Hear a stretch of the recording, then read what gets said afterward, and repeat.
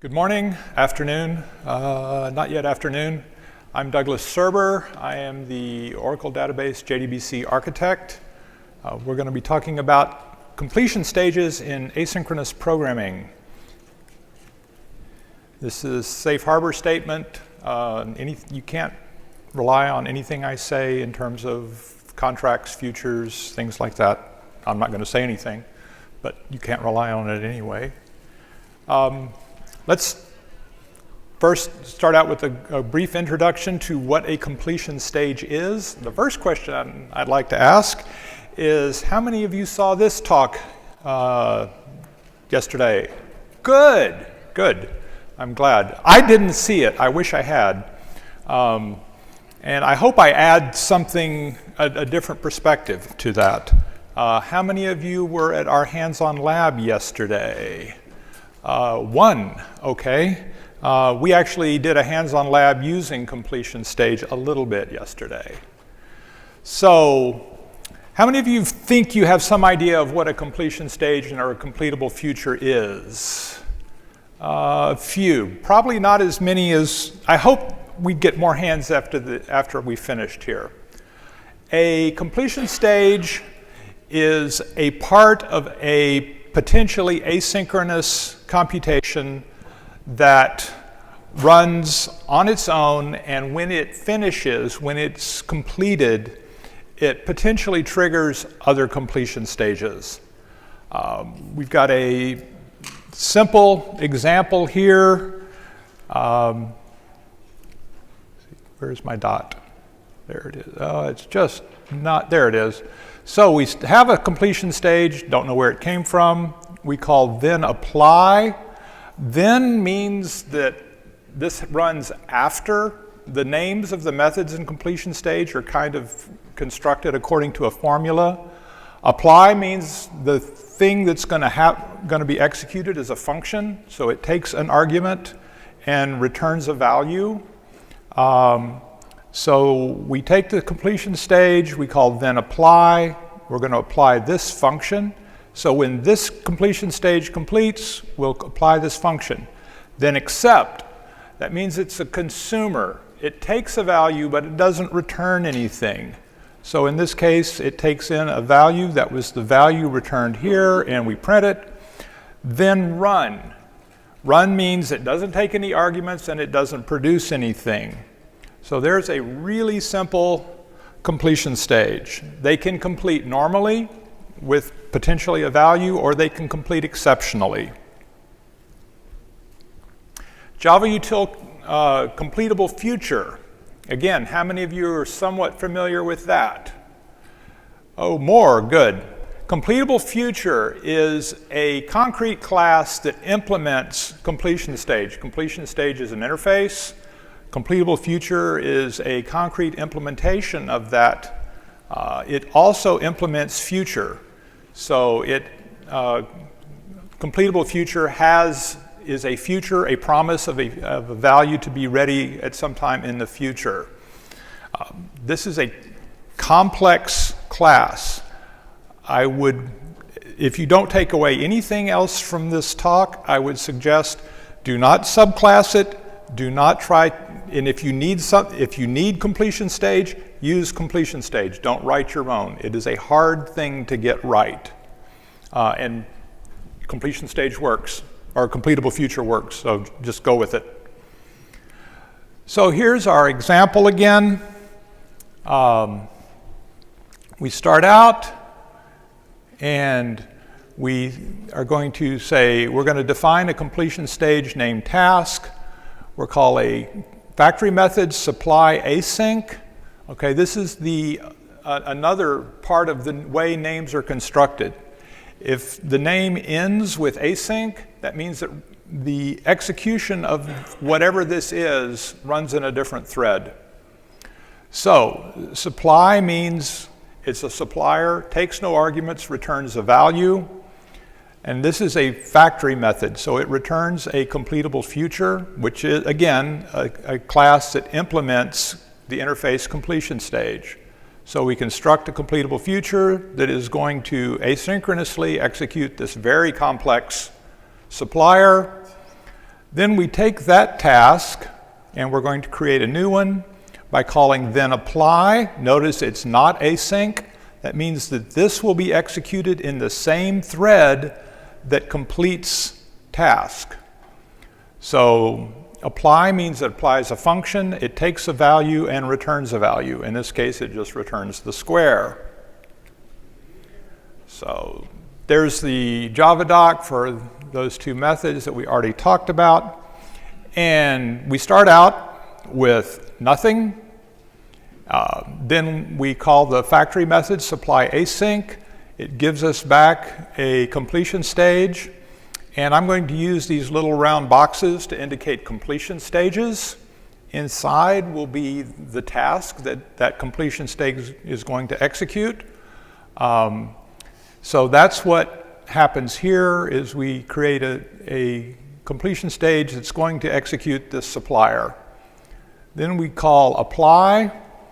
I'm going to use these arrows to indicate a dependency, and the name next to it is the kind of dependency. So this line takes this completion stage and creates a new one, the square task, which is going to apply this function to the result of this supplier. So here's how it gets executed. I'm going to use green boxes, means they're currently being executed or at least ready for execution. So this gets executed. Real complex, it returns 10. This completion stage is completed with the value 10.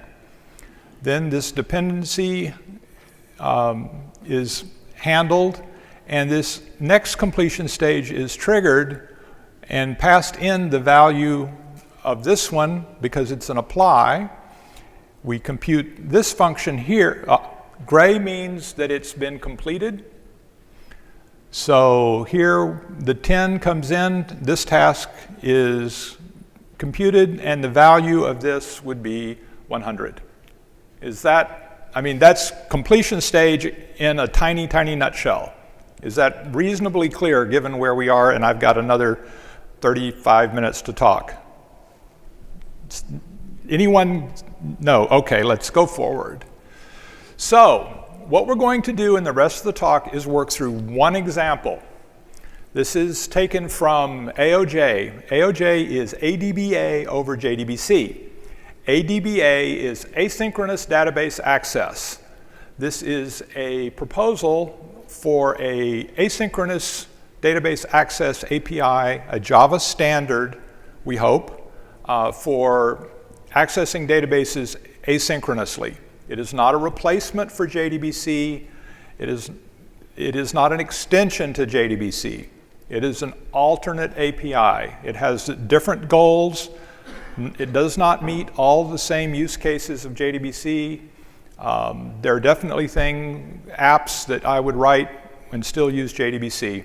But ADBA is a proposal for a Java standard for accessing databases asynchronously. Yeah, there it is. So the source, it's an OpenJDK project. The source is available. Whoops, wrong buttons. I've got to learn how to use this thing. So the source for ADBA is available on the OpenJDK site in Mercurial. You feel free to download it. If you search for Aoj space ADBC, you will find Oracle's GitHub. It has all these links, so you don't have to worry about copying those down. So here is an example of what ADBA code looks like. First thing you might notice is that this function returns a completion stage. That's not surprising given what we're going to be talking about. So we have a SQL string that takes a parameter. Then we use a try with resources to get a session. Think of that as a JDBC connection. It's not. That's why the name is different. but they're analogous. So we get a session, we're going to return the session, calling a bunch of methods, and we're using a Fluent API, so you can just chain calls together.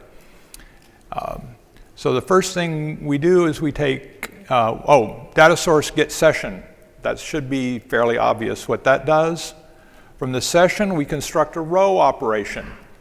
The way ADBA works, anything that talks to the database that potentially blocks is conceptually a operation. Operations have SQL or something else, a command for the database. Potentially they have arguments, they have result handlers, error handlers, timeouts, all kinds of things like that, a lot of which is optional. But your user thread creates operations and submits them to be executed. This is sort of background. It's not core to the topic, so if you don't follow it, that's fine. I've given multiple hour talks on this. I'm going to cover in one slide. So, having created this operation, we set a parameter. Collect is doing something to all the rows, and then we submit the operation.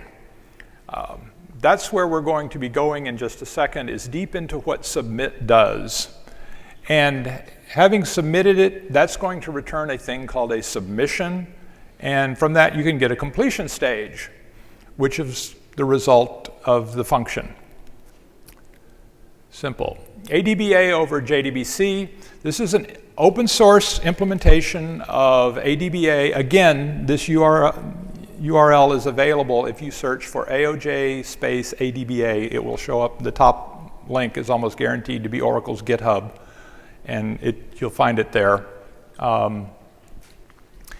And again, just as ADBA or Aoj is an implementation of ADBA that calls JDBC under the covers. It's not very useful. It's not really asynchronous. It's blocking. It's not going to scale. But it's fairly easy to implement as a proof of concept, as something that people can play with to get a feel for how ADBA would actually work before the vendors get around to implementing a true asynchronous non-blocking ADBA. So just again, to give you a flavor of how ADBA works, we're going to, Data Source Factory is a standard interface in ADBA. Call the new factory method, pass in the name of the factory. This is literally the only ADBA data source factory in existence right now. It uses the builder pattern, so we get a builder, we set the URL. For Aoj, the URL is a JDBC URL that's just passed to driver manager. So that's how it gets back a connection. Username, password, build, and that creates a data source. So again, that's mostly just background. If you don't completely follow, that's okay. Now we're going to talk about using completion stages in the implementation of Aoj. The code you're going to see was, up until, I think, Friday, actual code from the Aoj implementation. We pushed a new release of Aoj on Friday, so if you go and try to find this exact code, you may not, because I don't know what changed. But until Friday, this code was from the open source project. It was actually available for download from Oracle's GitHub, which means it was working. So here's our ADBA example again. What we're going to look at is the implementation of this submit method. These other methods are pretty simple. They just set some state. The row operation method is a factory method. It creates an instance of the class row operation, and everything else is just setting state. That doesn't actually do anything. Submit actually says, let's go execute this operation, this database operation, asynchronously. And we're doing a query. So we're going to send SQL to the database and then read back rows and process them. So here is the code for submit. Again, this is the actual source. It's not very interesting. It just delegates to an operation group to submit this particular operation. So submit on operation group is pretty simple. Member tail is a field in the operation group. It was the last completion stage of the previous operation. So whatever the previous operation was, member tail is that completion stage. So what we're going to do is attach a completion handler. This is a function inside operation. So we're going to ask the operation to attach a completion handler to the member tail. Well, actually, we're going to call follows on the member tail. That's going to create some computation, and then we're going to attach a completion handler. So let's skip follows for a second. We'll come back to it, but it's kind of complex. Let's look at attached completion handler first. So here we go. So we take the result that was passed in. Remember, that was, in this case, the result of the previous operation. And then we say handle. That's a method on completion stage. It takes two arguments, a result and a throwable. One of those will be null. If the result is null, that means the throwable is not, because the thing completed exceptionally. If the result is not null, then the previous stage completed normally. And it returns a value. So in this case, we check if the throwable is, well, mostly it doesn't matter. We handle the result or handle the error. But you can see we create a completion stage right here in this method handle, and this is the stuff that happens. Don't really much care what.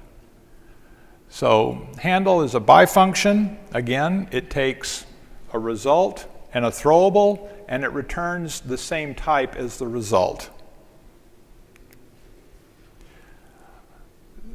So we have the result of the previous operation. We do whatever this follows thing does, and then we call handle and pass in the result handler, or execute the result handler. So this is the graph of the completion stages that we've created so far. Again, that's the handler. We don't really care about that.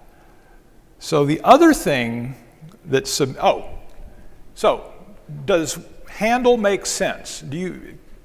Given where we are, do you think you've got an idea of what member tail is and what the completion handler does? Are we good? Come on, you folks, you got to respond to me a little bit here. Because this is not easy stuff. And if I'm losing you, I need to know. So are we good? Yep, okay, thank you. So next we're going to look at follows, and this is where it gets interesting. So what does follows do?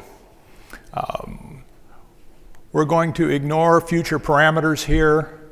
So predecessor is whatever thing gets passed in the first time in this call to follows, that's member tail. So again, that was the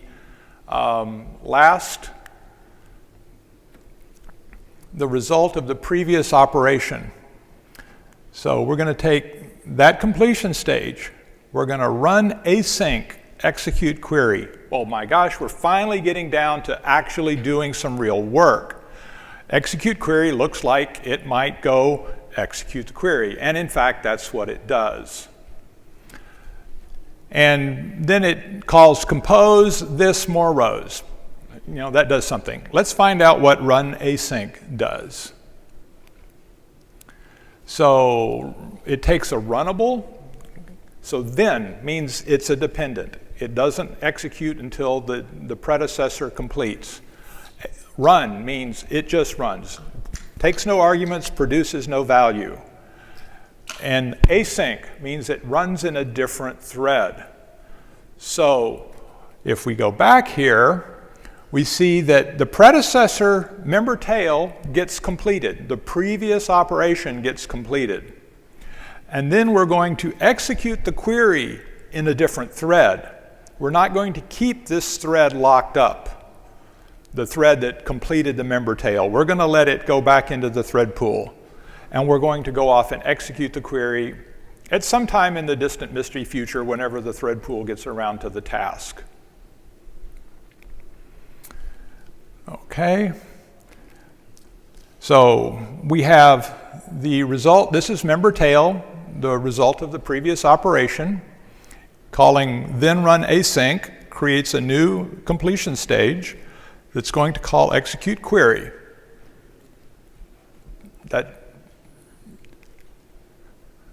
So then it calls compose. And compose is probably the most complex method in completion stage. So we're going to go over this a number of times. And I hope if you get, well, I already said one thing if you get, but you know, this is what I hope is the real meat of the topic, is understanding compose. So it calls then compose more rows. More rows sounds like something that might process rows. Execute query, executes a query. This is going to return rows. More rows, processes rows. So then compose. You can read this. Good luck. It's just not obvious. I'm going to skip it. We'll get back to it, trust me. So, execute query. We've already got that one. And we call then compose, and it's going to call this function more rows. Super. That's simple enough. So here's submit. When submit is called, this is what submit generates. And then submit's done after it's created this graph. So what does the graph look like? Well, we've got the result, we've got member tail, the result of the previous operation. We already had that. We create this follows stuff here in the middle, and then we attach the handler at the end. The follows is pretty easy. It adds execute query, and then it calls more rows with this compose thing, which is weird. So how is this going to get executed? This will complete, the previous operation will complete, then we're going to execute the queries, then we're going to do something here, and then we're going to process the result. If it's a normal result, we'll do something useful with it. If it's an exception, we'll handle the exception. So that's it. That's what submit does. It creates that little graph. So I just ran ahead of myself. Again, green means executing, so we execute the previous operation. Then that completes, we run execute query, that completes, and we call more rows. So what does more rows do? Well, the first thing it does is say, are there any rows left? Well, we just executed the query. We haven't even looked if there are any rows, so let's pretend there are. Then it returns a completable future. What? More rows returns a completable future. Now we go back to our little graph here, and we've already got a completable future. And we're calling more rows in there. Execute query is just a run. It doesn't return anything. The handler down here returns the value of the operation. So that returns a value, whatever the user wants to compute, a list of employees. But more rows returns another completable future. That's not obvious. So let's see what that completable future is. Well, we know about run async. Here's more rows. And it calls run async with handle fetch rows. Okay, run async, handle fetch rows. And then compose another call to more rows. We're definitely not in Kansas anymore. So this is what one call to MoreRows produces. This run async followed by a compose of MoreRows. So going back into executing the row operation, we've completed the previous operation, we've executed the query, and now we're going to process some rows. And what that does is create a thing to call handle fetch rows, and then another call to MoreRows. And notice this dotted line. That's not the same as the solid arrow. We'll talk about what that means in just a second. So executing MoreRows actually creates another asynchronous graph, another graph of completion stages. So how does that execute? Well, when MoreRows finishes, then it's completed this graph, but it's not complete yet. It's finished execution. The call to MoreRows is finished execution. But if we go back and look at the Java doc for then compose, the result of the completion stage produced by then compose is the result of the completion stage returned by the function, by MoreRows. So it's not the completion stage returned by MoreRows, it's the result of the completion stage returned by MoreRows. So MoreRows is done, it's got its completion stage, but it's not completed yet until that completion stage graph is completed. So handle fetch rows has no predecessors, it doesn't depend on anything, so we just go handle some rows. So what did we do? We executed a query, and then we called MoreRows, which created this little graph, which then HandleRows executed. That's good. And then it calls MoreRows again. So same thing. We create another copy of the graph. That's what MoreRows does, is create this little graph. So this completes, this executes, it computes this little graph, and then that's done. And now we call HandleRows again. And then we call MoreRows yet again. Well, this is bad. It looks like we're in an infinite loop, just creating these things. Well, it's actually not that bad. If we go look at MoreRows, we see that there's a test. Do rows remain? Well, if there's no more rows remaining, let's do something different. Let's complete the query. Call prepared statement close or something like that. And we're going to do that asynchronously. So we're back here. We have MoreRows, and it says supply async complete query. So this is a different graph that this MoreRows constructed. And this one doesn't call compose. It just executes something that completes the query. Now this will return a value.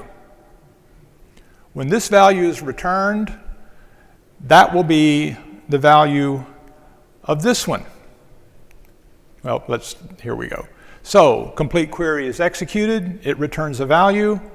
The value of complete query is now the value of MoreRows, the third copy, which is the value of MoreRows the second, which is the value of MoreRows the first. So this is the crux of the matter.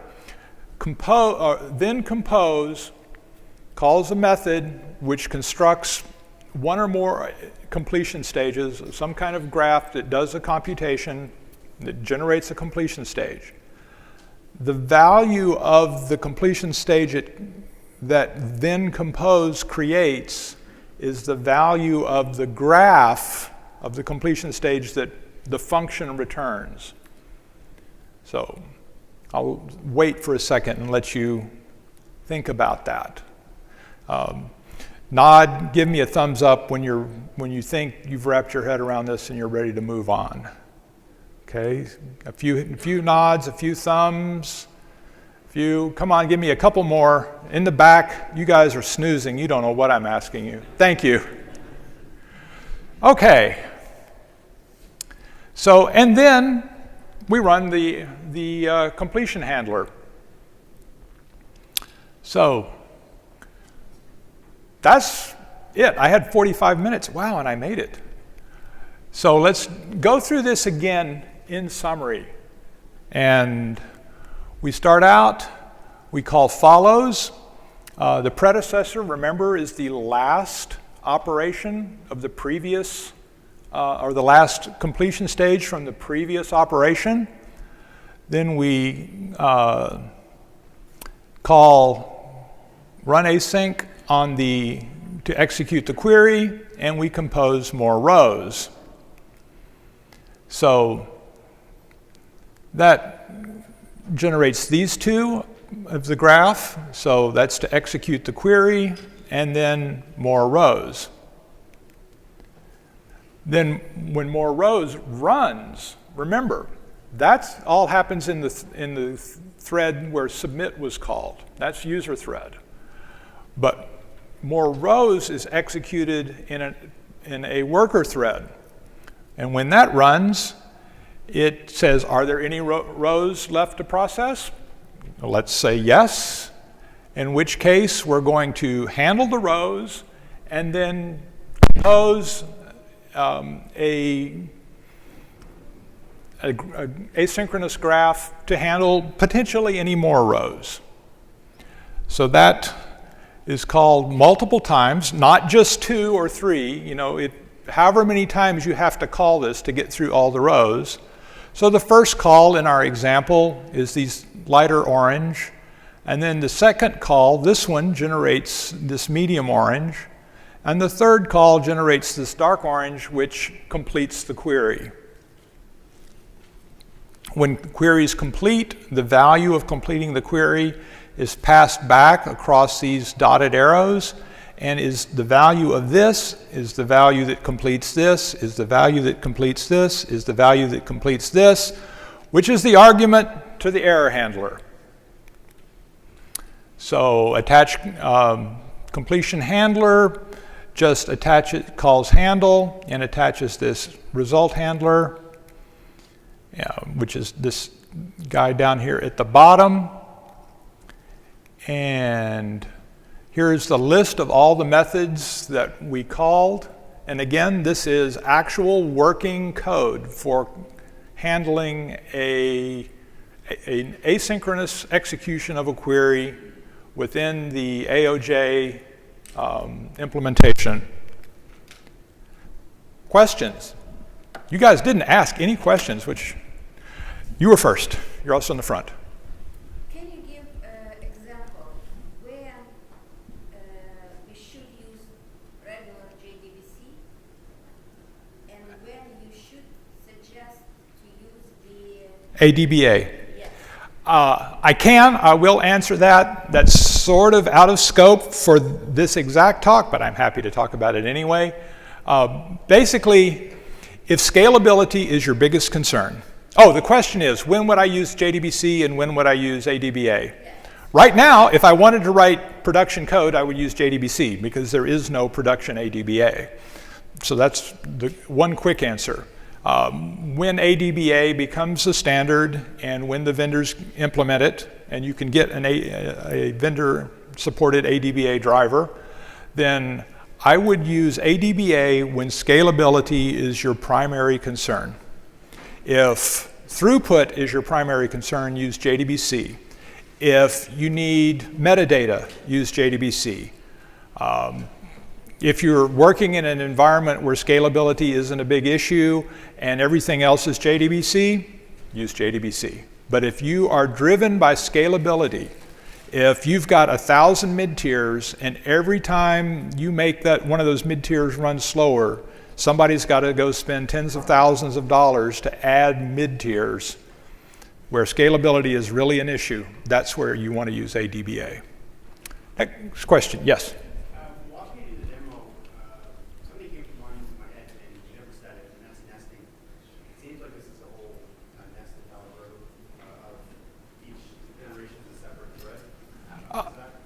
Oh, for the using compose? It doesn't have to be a separate thread.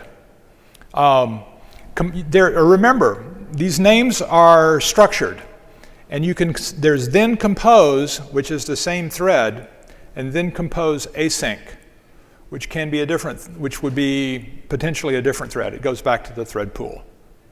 Okay, but I just expect you to say nesting in something. It doesn't have to be. Another place that I find I use compose, and I think it may be more what was the original motivator behind it, is I have a function that returns, or a method that returns a completion stage. So it goes, I pass in some arguments, it goes off and it comes back with a completion stage.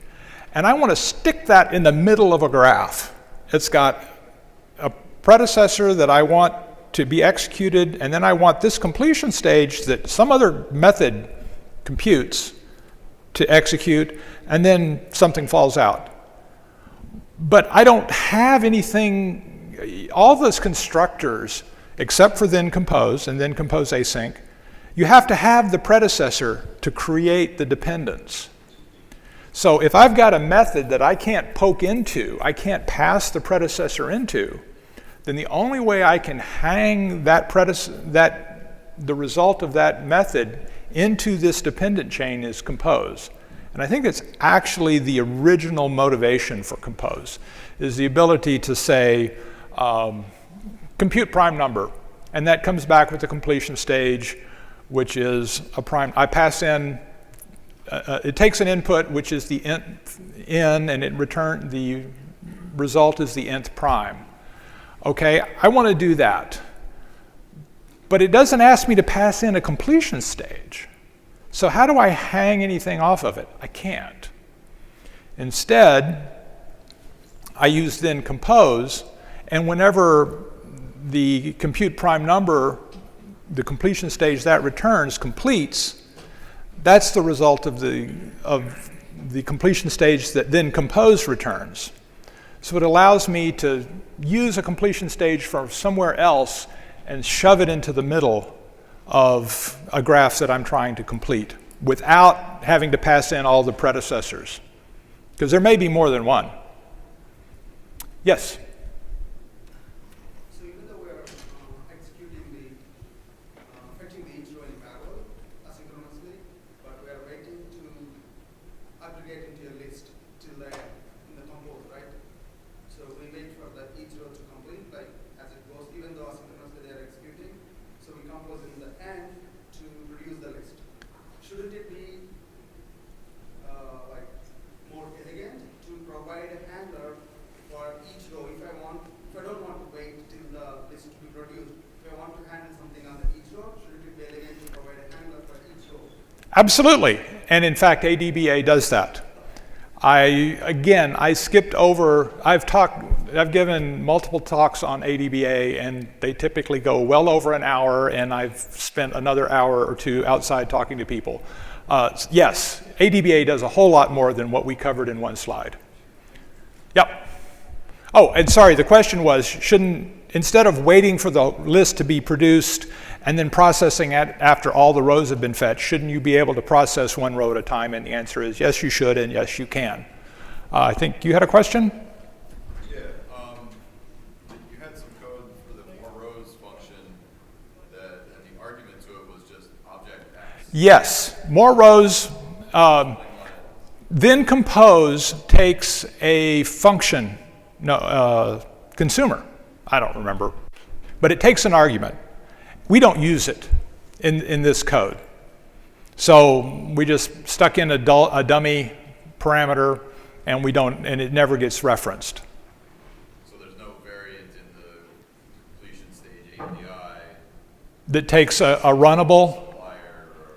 No, the only thing it takes is, I think, is just a function. It's a function from one type to another type. The question was, in MoreRows, MoreRows itself took an argument X of type object, And why was that? And that's because it's simply not used in this particular example. You can certainly write code where it's used. Just we didn't need it. Yeah, I think you had, yes? So in your example, what is the order of the list that returns? That depends on the implementation of the ADBA driver. Well, actually, I guess it depends on the underlying database. The ADBA spec says that rows are processed in the order returned by the underlying database. In the example code I provided, everything does things in order, and it constructs a list in order, so the order of the elements in the list will be the same as returned by the database. That doesn't actually have to be strictly true. And again, I'm a little off topic here. A row operation takes a collector. A collector doesn't have to be ordered. So if you specify that your collector is not ordered, in theory, the implementation could pass rows to it out of order. Yes? Yes? How do you handle or command handling exception, throwing exceptions inside the async parallel stuff running there? That is a really good question, and I'm not sure that we know what the answer is yet, because that's that's going into your framework. The example code that the question is, how do we recommend processing exceptions inside of an asynchronous computation? What we do right now in our example code is called print stack, or print stack trace. And is that a good answer? Probably not. We don't actually claim to know what the right answer is. It depends on your framework. What kind of, should you just log it? Maybe. We do provide, the error handlers are there, and the error handler can either propagate the exception or return something else. So we think all the hooks are there that any framework could ever want, but we don't yet claim to know exactly what you're going to want to do. And honestly, if I did say I knew, I wouldn't believe me. Yes, sir. Don't you kind of, by dealing in completion stages, don't you kind of get to push that off onto the users of your API? That's the point. Exactly. Yep. Again, going back to the ADBA example, I think I had an error handler in there. There's an if not, there is an on-error method that you can attach to an operation that will get called if something errors out. Have I been missing anybody in the back? Any questions back there that I didn't see your hand? Follow up on that question. Yes? Is there ability to have like an error collector? So you basically split the stack of your process. Those who succeed goes to the regular, and then you have collectors for the errors stack, so you can go back and handle them later. You can certainly code that. There's nothing. The question is, there some automatic method to split things that throw exceptions from things that don't? Nothing built in, but we think all the hooks are there. I mean, this is not a standard yet. We need feedback, and hopefully with AOJ, you guys can go out and play with it. Yes. When you build up that chain of MoreRows completion stages, Yep. are those all live in memory at once? So if you had a query that returned 1 million rows, would it exhaust the heap and create those? That's in this. I'm not exactly sure how all the garbage collection works within CompletableFuture. So, for example, I don't know when the rest of previous op or result of previous op up there gets collected. Is there a back pointer from execute query? I don't think so. That would seem problematic, but honestly, I don't know. But the specific question is, if you fetch 1 million rows, do all of these things, these calls to more rows, exist in memory at once? And the answer is yes, because this is a proof of concept. This is not intended as a production ADBA driver. This is something, because it's consuming. Why do we want ADBA? Because JDBC blocks. Threads are expensive. We got to go. And so this just calls JDBC. JDBC thread is going to block threads. So we're putting a lot of overhead on top of JDBC, which is already too much overhead. ADBA needs a true async driver to the network. Thanks very much. I hope I provided some info.